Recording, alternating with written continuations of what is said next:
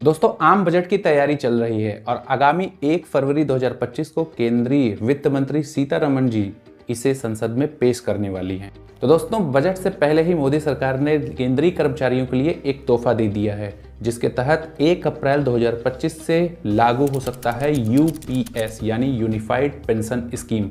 चलिए दोस्तों, इसके बारे में आज के वीडियो में हम आपको बताने वाले हैं क्या है ये यूपीएस। तो चलिए शुरू करते हैं आज का video. Hi friends, this is ABJ and you are watching your YouTube channel ABJ extreme.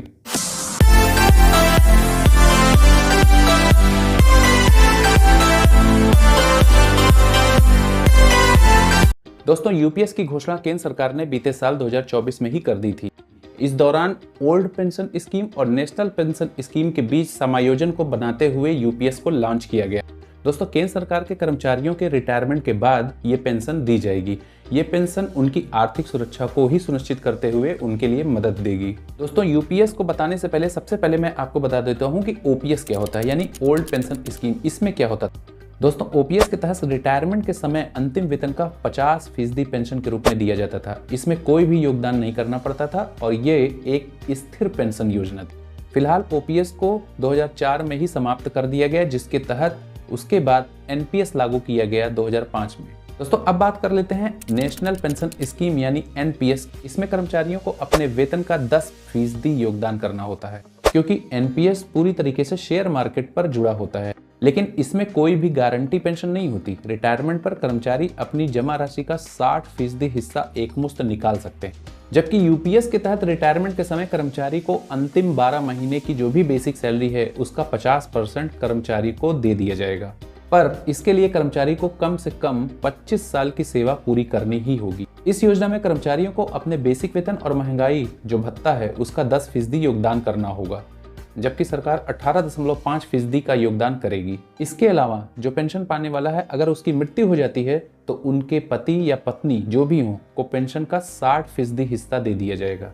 दोस्तों, अब आपके मन में एक सवाल आ रहा होगा कि ये यूपीएस किसको मिलेगा। तो दोस्तों, एनपीएस के तहत आने वाले जितने भी सरकारी कर्मचारी हैं उनको ये यूपीएस का लाभ मिलेगा। केंद्र सरकार के द्वारा जारी किए गए गजट के अनुसार एनपीएस के तहत आने वाले कर्मचारी यूपीएस का ऑप्शन चुन सकते हैं, या तो यूपीएस विकल्प के बिना एनपीएस को जारी रख सकते हैं। ये अपनी उनकी मर्जी है। दोस्तों, केंद्र सरकार द्वारा लागू होने वाली इस योजना के तहत जहां पर केंद्रीय कर्मचारियों को लाभ मिलेगा, वहीं पर सरकार के ऊपर भारी बोझ पड़ेगा।